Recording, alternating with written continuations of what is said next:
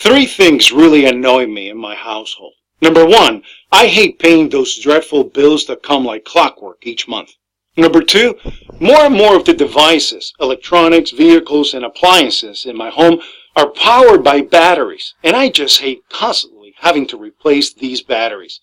But the most annoying thing of all is how much money I have to waste each month to actually buy these new batteries, which is number three.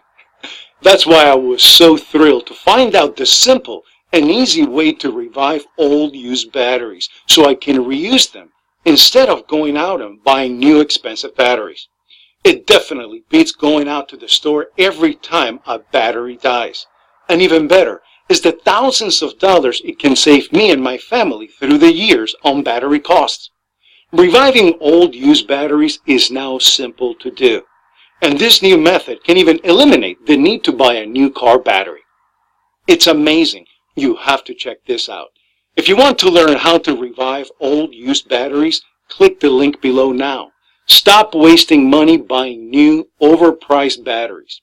Instead, click the link below now and learn how to recondition and reuse your old batteries.